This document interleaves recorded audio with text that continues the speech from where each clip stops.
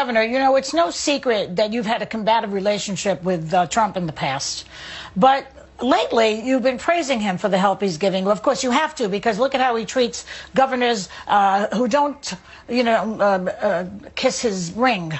The governor of Washington, the governor of Michigan, he said they were not appreciative and told Mike Pence, don't call them back. You know, do you feel like you have to feed this guy's ego to get the respirators and to get the PPEs? Is that what's going on? Well, let me just acknowledge the frame of your question. We're involved in over 68 lawsuits with the Trump administration. And so there's no question we have had our differences of opinion on many issues. But I just want to remind you and maybe others that are not aware of this. We've been at this since late January. California got a head start in many respects where no one was really paying much attention. We started working with the administration directly to get these repatriated flights from mainland China into the state of California. Many states turned their back on those flights and those repatriation missions. California embraced them. We also had that Grand Princess, that large cruise ship, where we worked very collaboratively with the federal government, developed strong relationships of trust around the emergency planning and how we can bring those passengers back into our diverse communities and all across the rest of the country.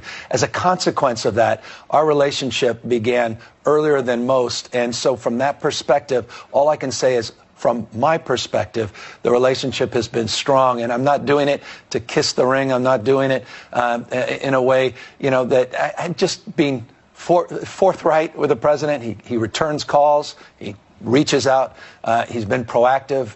We got that Mercy ship down here in Los Angeles. That was directly because he sent it down here. 2,000 medical units came to the state of California, these FMS, these field medical stations. And that's been very, very helpful. And to the extent we're going to need more, we will. And I'll let you know in a few weeks if that relationship continues.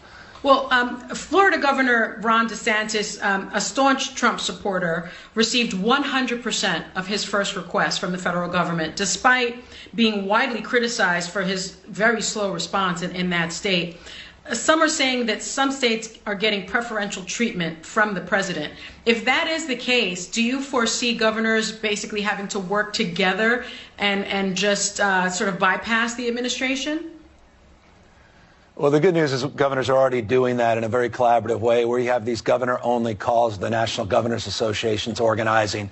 And as I said, we are working collaboratively with the procurement agents in different states to see if we can go together to avoid not just the inability or ability to get more protective gear, but deal with price gouging and leverage our resources and a resourceful mindset. But here's the stubborn fact. I have handed out some, well, specifically 35.9 million N95 masks. We've received from the national stockpile so far 1,089,000. So I'll repeat that. Almost 36 million masks we've distributed in the state of California. We received just over 1 million from the federal government. That's not a cheap shot. That's not finger pointing. It's just reality. And so when you ask, are we going to rely on the federal government or are we going to rely on ourselves? We're going to rely disproportionately on ourselves. Okay, now other governors have threatened residents with fines or even jail time if they break social distancing rules. But you actually think peer pressure is the better enforcement tool. Why? Because people are naturally good people. People want to do the right thing. Every single day, you get the question, I get the question, what more can I do to meet this moment? And the answer is simple. Take care of yourself. Stay home. Practice physical distancing and reach out to others. I did a campaign to have people call their neighbors. We had over 8 million people reach out to at least 5 people, particularly seniors, to check in on them, see how they're doing. I just did something that just exceeded all expectations. 3 days ago, we put up a website, healthcore.ca.gov, asking medical professionals that may have recently retired or people with licenses that want to go back into the workforce. Over 70,000 people have filled out applications with their license number to say we want to enter into this workforce to meet this moment. There's a spirit in this state, a spirit in this country of people wanting to do good, do the right thing. So we think that social pressure is more potent and powerful than sending the National Guard or sending out citations. But I say that eyes wide open. If that's what we need to do, those will be the next gradations of enforcement. But so far, we haven't needed to do that in any particular scale here in the state. Well, thank you, Governor Gavin Newsom. We're going to keep checking in with you and see how you all are doing.